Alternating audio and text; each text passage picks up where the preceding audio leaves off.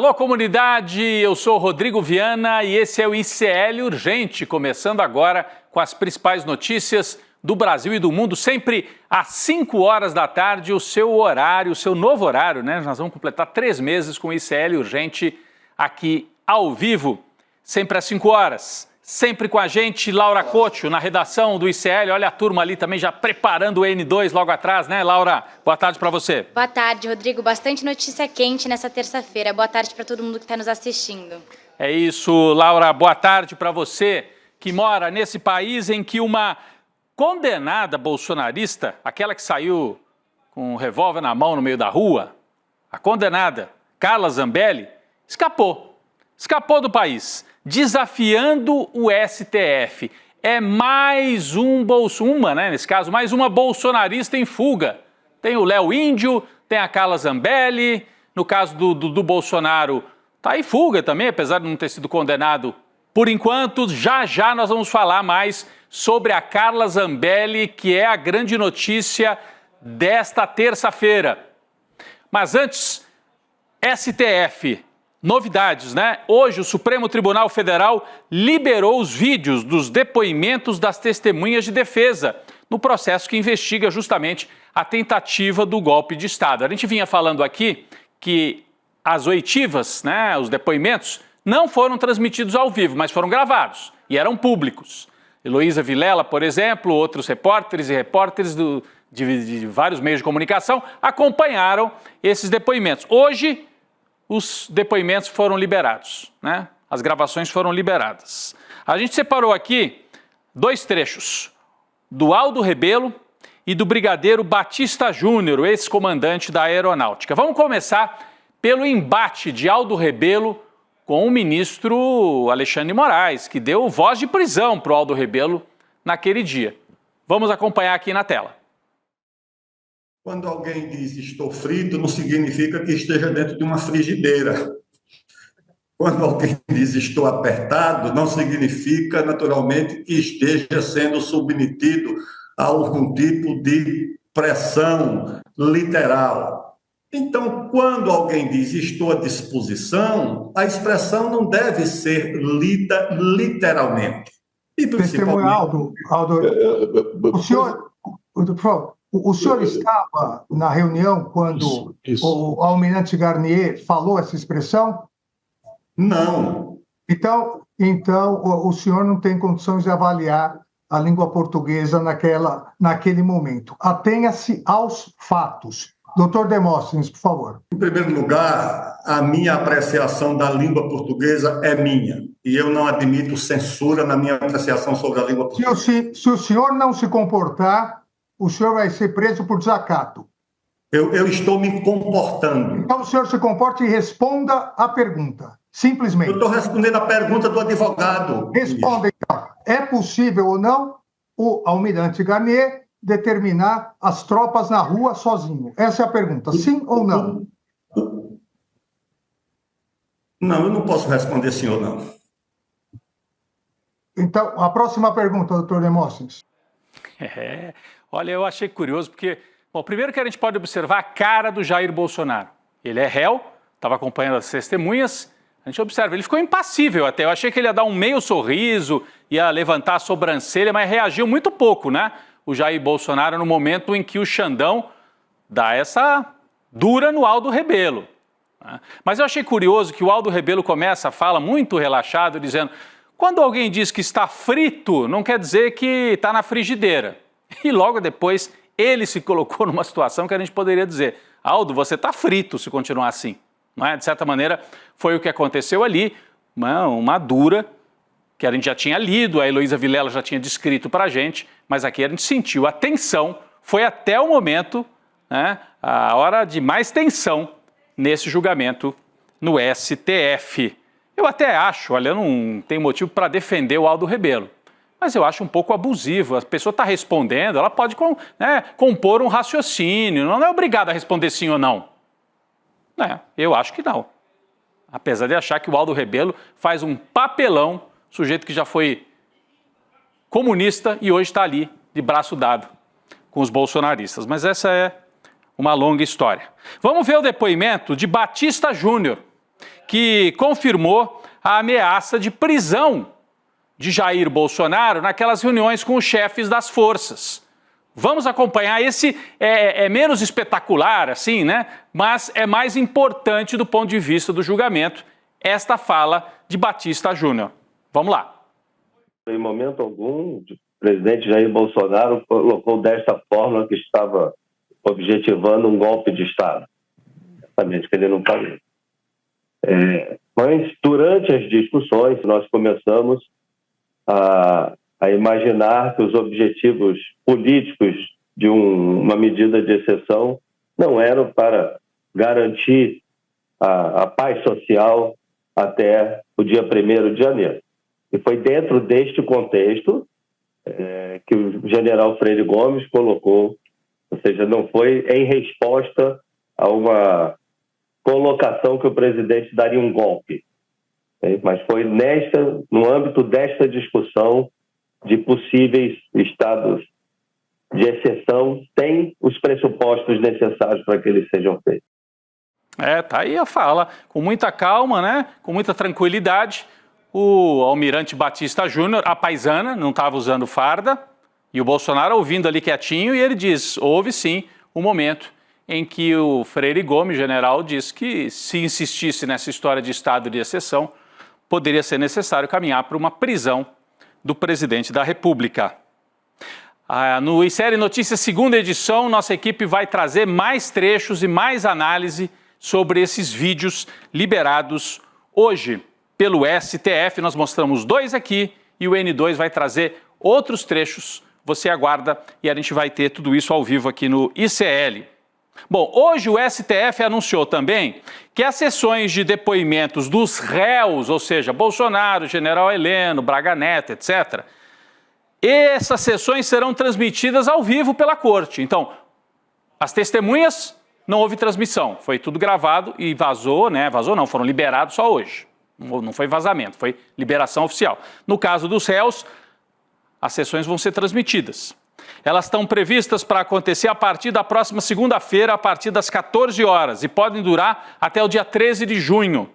Os depoimentos começam pelos réus do chamado Núcleo 1, né, o núcleo crucial, que é o núcleo do Bolsonaro, do Mauro Cid, do General Heleno, Braga Neto, etc, etc. Né? Começa dia 9 e o primeiro réu a depor, com transmissão, nesse caso, será o delator Mauro Cid, ex-auxiliar de Jair Bolsonaro. Vamos ver a ordem em que vão acontecer esses depoimentos? Mauro Cid o primeiro, por ordem alfabética, né? Com exceção do Mauro Cid, que é o delator. Então, depois do Mauro Cid, Alexandre Ramagem, Almirante Garnier é o terceiro, Anderson Torres é o quarto, General Heleno é o quinto, Bolsonaro é o sexto, Paulo Sérgio Nogueira é o sétimo e, por último, o Braga Neto. É possível que, se demorar muito, o depoimento do Bolsonaro não aconteça na segunda, mas só na terça-feira, porque eles começam segunda e retomam na terça da semana que vem. Mas eu diria para você ficar colado aqui na transmissão do ICL, a partir de segunda-feira, 2 horas da tarde, depoimento dos réus, começando com o Mauro Cid. Vai ser um momento fundamental. Frente a frente, os réus com o ministro Alexandre de Moraes, que além de juiz, ele poderia ser vítima da trama golpista, como a gente sabe. Estava prevista até a eliminação física, o assassinato do Alexandre de Moraes, então é um momento tenso, eu imagino, né? E tem uma novidade, mais uma de agora a pouco, que pode impactar todo o processo, principalmente a vida de Jair Bolsonaro, não é isso? Laura Couto atualiza para a gente esta informação, por favor. A Polícia Federal vai ouvir o senador e ex-vice-presidente Hamilton Mourão sobre a suposta ligação que ele teve com Jair Bolsonaro antes de prestar o seu depoimento como testemunha de defesa. O ministro Alexandre de Moraes determinou 15 dias para a Polícia Federal escutar o senador Hamilton Mourão. A decisão atende um pedido da Procuradoria-Geral da República, Rodrigo. Importante. Então, por que eu digo que impacta, né, Laura? Porque, dependendo da fala e do entendimento, os ministros podem concluir que o Jair Bolsonaro tentou interferir no processo, na ação penal. E esse seria motivo para prisão preventiva. E olha, já tem o precedente da Carla Zambelli, que nós vamos tratar já, fugindo. Será que pode vir uma prisão preventiva aí para o Bolsonaro? Vamos ver, importantíssimo. Bom, eu já toquei no assunto aqui, vamos adiante agora. Carla Zambelli se mandou do Brasil.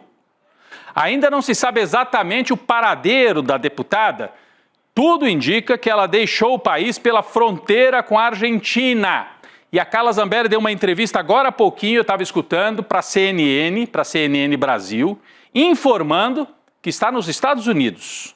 Bom, mas a gente não pode confiar em nada do que ela fala. Ela pode dizer que está nos Estados Unidos e está, sei lá, no Paraguai ou na Europa. Primeira informação é que ela estaria na Europa, mas então ela, de viva voz, disse para a CNN, estou falando dos Estados Unidos, estou em tratamento médico. Ela negou que seja uma fugitiva, mas afirmou, entre aspas, não há mais justiça no Brasil. Segundo Zambelli, ela está fora do país já há alguns dias e depois poderia seguir para a Itália, onde tem cidadania, um país, né? Ela tem cidadania italiana, e ela se diz intocável se chegar à Itália. É a expressão que ela mesma usou. De acordo com a apuração do UOL, a PGR pode pedir prisão preventiva da Carla Zambelli.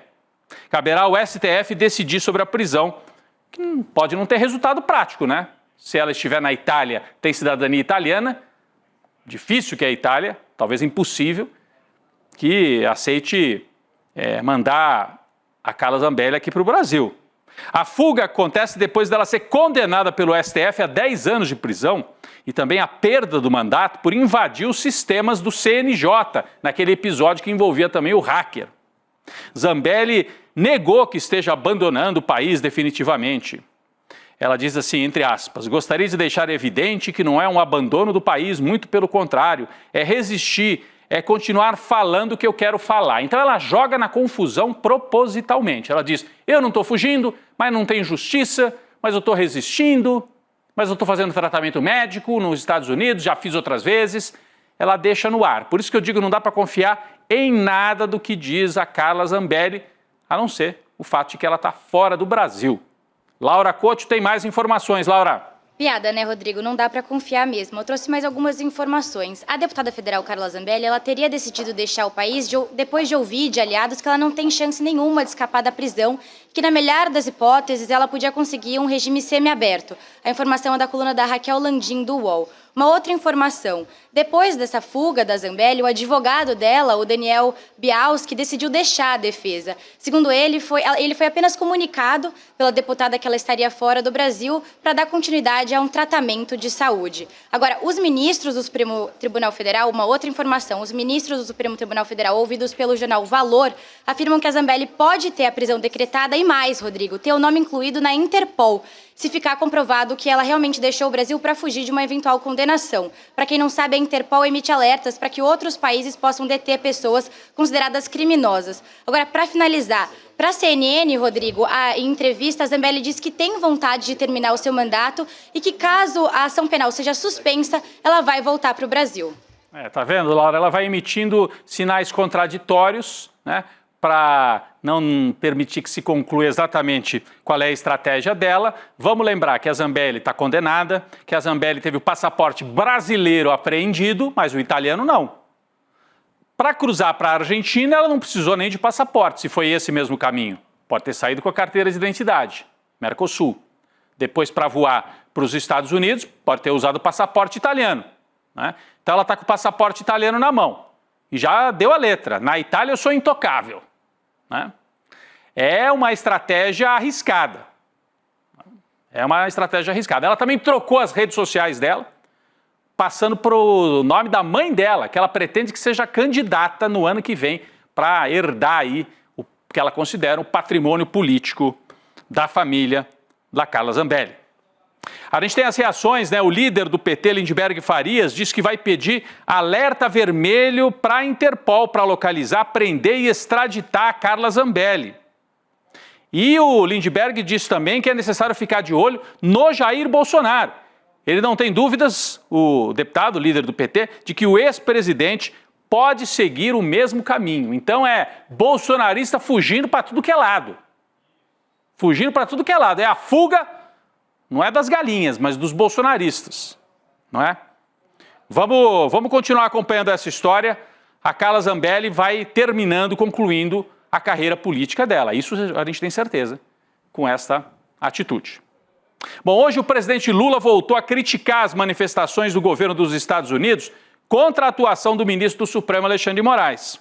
Lula ainda aproveitou para criticar as articulações de Eduardo Bolsonaro nos Estados Unidos. Vamos ver o vídeo.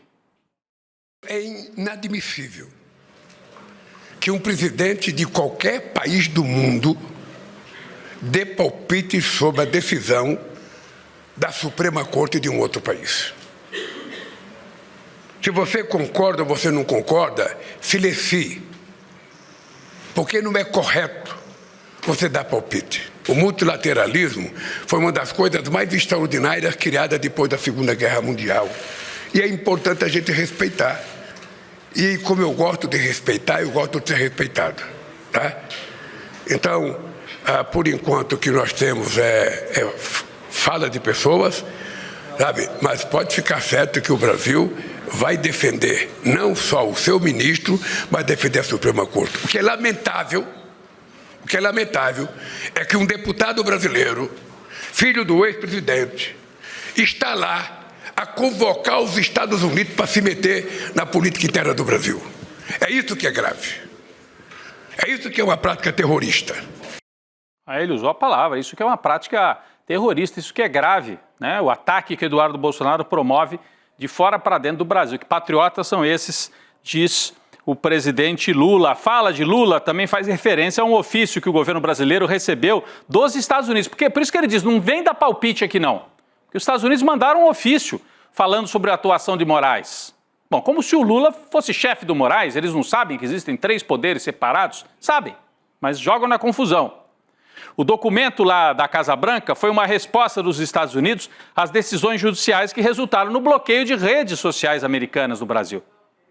Ontem o deputado licenciado Eduardo Bolsonaro publicou um vídeo que eu mostrei aqui no N2, nós não vamos rodar o vídeo com som e tudo para não fazer o jogo dele, mas é curioso. Eduardo Bolsonaro, nesse vídeo aqui, praticamente se lança candidato a presidente. Então ele faz um jogo duplo. De lá, ataca as instituições brasileiras, mas nesse vídeo que eu mostrei, só um pedacinho aqui, tá nas redes dele, ele fala, eu quero convocar os brasileiros para a unidade, nós temos que ter união no país, chega de enfrentamentos. E não dá para entender. Ou dá, né? É um teste, porque isso já é discurso de pré-candidato à presidência e é recado para o Tarcísio e para a Michele. Eu sou o nome. Meu pai vai me colocar como candidato da família Bolsonaro. É impressionante como a família Bolsonaro vai dobrando a aposta, né, e vai apostando nessa aliança que vem de fora para dentro. Mais importante o Trump do que acordo com o Centrão, Kassab e Tarcísio para a família Bolsonaro. É isso, vamos seguir acompanhando. Hoje o presidente Lula se manifestou também sobre um outro assunto importante, o decreto que propõe aumento do IOF em algumas situações, para alguns casos bem específicos. Em coletiva de imprensa, nesta mesma que a gente já viu aqui, né? Vocês viram ali a coletiva, o Lula falando do Bolsonaro, mas nessa mesma coletiva de imprensa, ele negou que o ministro da Fazenda, Fernando Haddad, tenha errado ao anunciar novas tarifas do IOF e depois voltado atrás. O presidente Lula ressaltou que está discutindo outras possibilidades para, né, você não precisar de um aumento do imposto. Laura Couto tem mais informação sobre o IOF. Laura. Rodrigo, o presidente Lula disse que o fato do ministro da Fazenda, Fernando Haddad, ter voltado atrás na medida para o aumento do IOF um dia depois do anúncio foi para dar tranquilidade à sociedade brasileira. Mas agora há pouco, o ministro Fernando Haddad disse que apresentou uma proposta para o IOF para o presidente do Senado, Davi Alcolumbre, e para o presidente da Câmara, Hugo Motta. A medida, no entanto, só vai ser apresentada para o público na semana que vem, depois de ser compartilhada com os líderes do Congresso. Rodrigo. Então é importante. O Lula deu a letra, deu apoio público para o Haddad, porque o Haddad estava se sentindo assim na fogueira, né? Ele tentou trazer uma saída para as contas do governo, foi rechaçado no Congresso, aí teve que voltar atrás. O Lula deu apoio público para o Haddad e o Haddad apresentou uma alternativa, está na mesa do Alcolumbre e do Hugo Motta. O mercado financeiro vai arrancando as concessões que queria do governo. É importante ressaltar que o aumento das alíquotas foi pensado para ajudar a fechar as contas do governo, né? Que é uma cobrança, inclusive, dos setores liberais, do mercado financeiro. A expectativa é arrecadar 18 bilhões a mais ainda em 2025, com essas mudanças, e 38 bilhões em 2026 para fechar as contas do governo. Falando da política nacional, né, dos acertos aí, ontem a gente dizia que o Bolsonaro está tentando um acordo com o Centrão nos estados para eleger mais senadores, e é verdade, mas o Lula não está parado, está fechando vários acordos também, né? Um deles, tentativa de acordo com o Renan Calheiros em Alagoas. Mas olha, o senador Renan Calheiros, do MDB de Alagoas, informou ao Supremo que não tem interesse numa audiência de conciliação na queixa que foi protocolada contra ele pelo deputado Arthur Lira, também de Alagoas. Então isso aqui é guerra de lideranças alagoanas. O caso está no STF, sob relatoria de André Mendonça, por conta do foro privilegiado dos dois, né? O Arthur Lira disse que teve a honra atacada pelo Renan Calheiros. Laura Couto. Rodrigo, a história é a seguinte. Em julho de 2023, o Lira apresentou uma queixa-crime contra o Renan Calheiros à Justiça Federal de Brasília e afirmou que foi alvo de calúnia, difamação e injúria por parte do senador Renan Calheiros. De acordo com o Lira, os ataques teriam acontecido em uma publicação no Instagram do Renan Calheiros em dezembro de 2022, na qual o senador ele relacionou o Lira a desvios de verbas públicas naquele orçamento secreto e também relacionou o Lira a interferências da Polícia Federal em Alagoas. Só que os advogados do Renan Calheiros afirmaram que uma audiência entre eles para chegar a uma conciliação, como sugere a PGR, seria infrutífera, porque os dois são adversários políticos declarados, Rodrigo. Pois é, Laura, e olha, o que tem de bastidor aqui sobre as disputas em Alagoas, tem essa guerra, né? O Lira contra o Renan Calheiros. Tem uma história de que Lula pode tentar fechar um acordo atraindo para o lado do Lula o atual prefeito de Maceió, que era ligado ao Lira. Então, o prefeito de Maceió viria para o lado do Lula e aí fariam uma chapa, o prefeito de Maceió, que é o JHC, com o Renan Calheiros, com o apoio do Lula, e isolariam o Arthur Lira em Alagoas. É uma chapa para o Senado e para o governo do Estado. Todas essas articulações estão começando a acontecer agora, visando 2026. Vamos para as notícias internacionais, mas que interessam diretamente os brasileiros, né? Uma onda de prisões nos Estados Unidos deixa algumas famílias brasileiras desesperadas. A gente mostrou aqui ontem o caso do Marcelo, aquele estudante que foi preso na véspera, 18 anos, na véspera da formatura.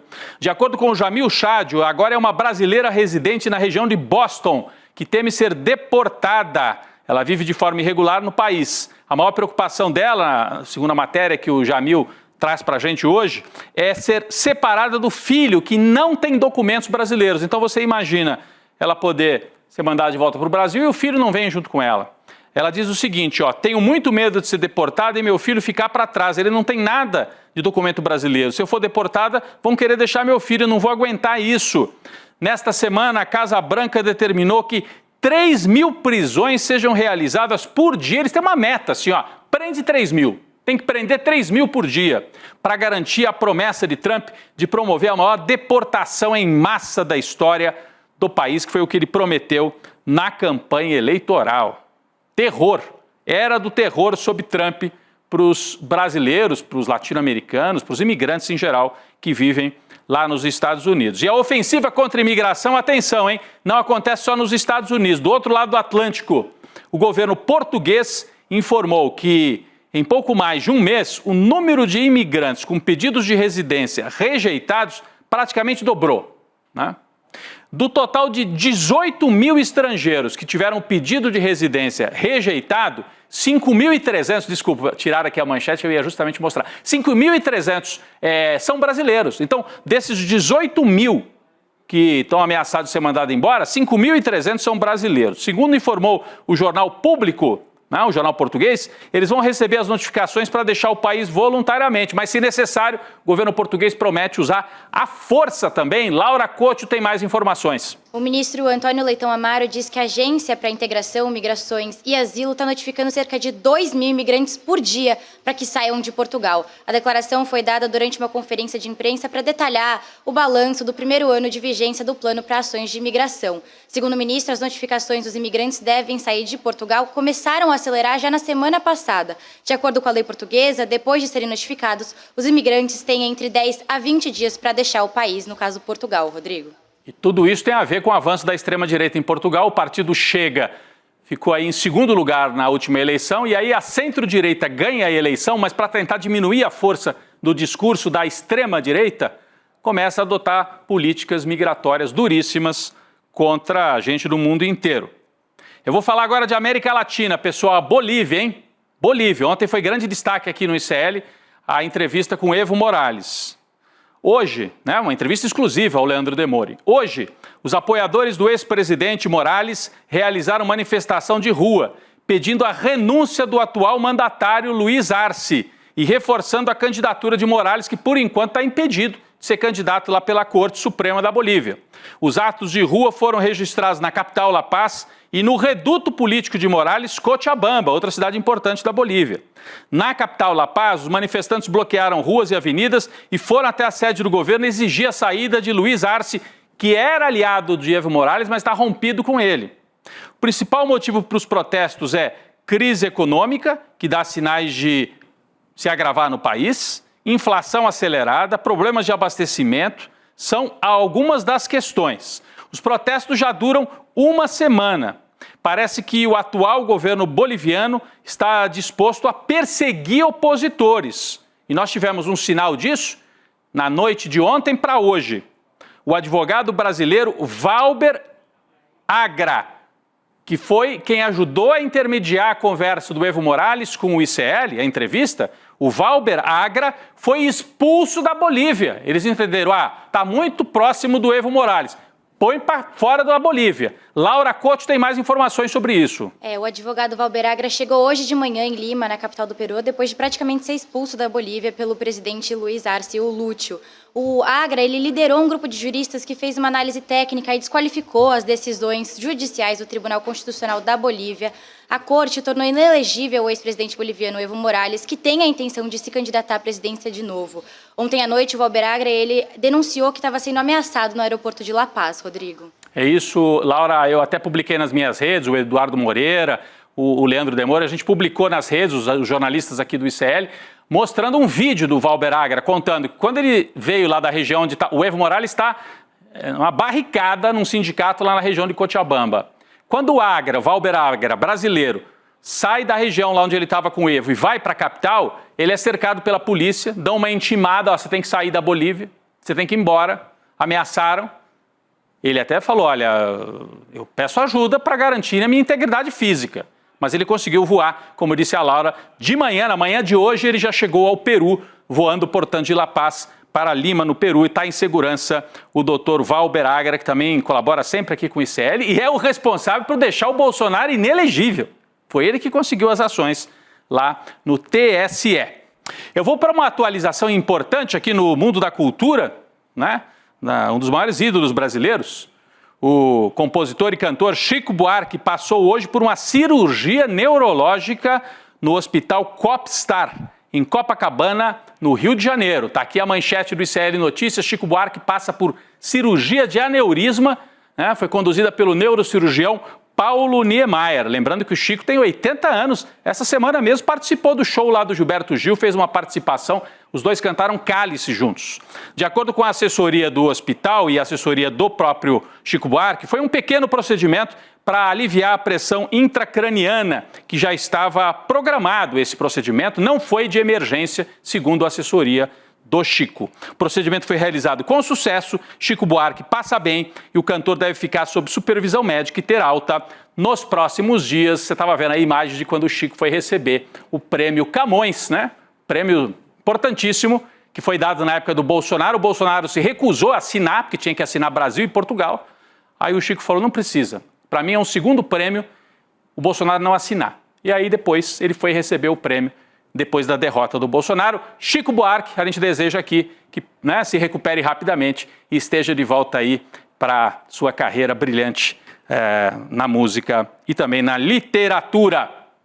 Bom, pessoal, nós temos muito o que comemorar aqui no ICL esta semana. Acabamos de bater a marca histórica de 1 milhão de inscritos. Está aqui, ó, 1 milhão de inscritos. E por causa disso vamos fazer uma mega live. A mega live de 1 milhão de inscritos contra a extrema-direita, no dia 4 de junho, também conhecido como amanhã, quarta-feira, às 7 horas da noite, logo depois do N2, esta mega live com convidados surpresa, amigos aqui do ICL, aliados fundamentais das causas que o ICL também defende. Você não pode ficar de fora. Ative as notificações do canal para ser avisado. E aí a gente te informa, está começando a live.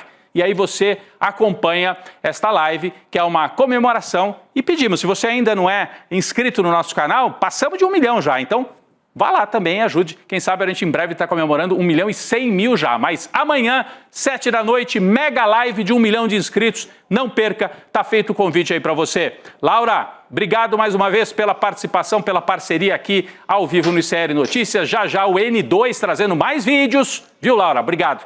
Mais vídeos no N2 das testemunhas e também a análise sobre o caso Carla Zambelli no N2 com a Gabi e o Chico Sá. Valeu, Laura. Valeu, Rodrigo. Obrigada. Até amanhã. Até amanhã, o ICL Urgente volta também amanhã.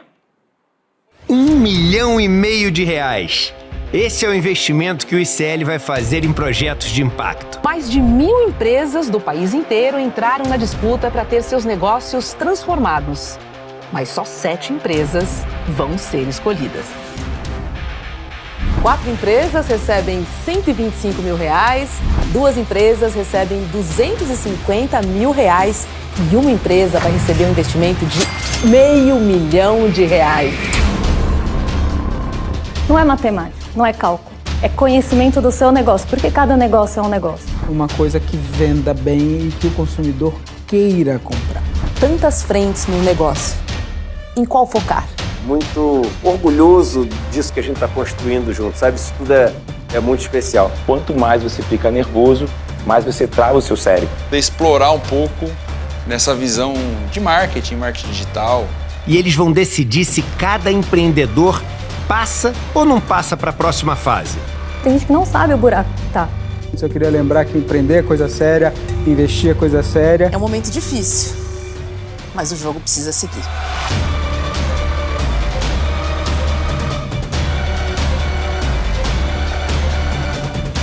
Topa ou não topa negociar com a gente?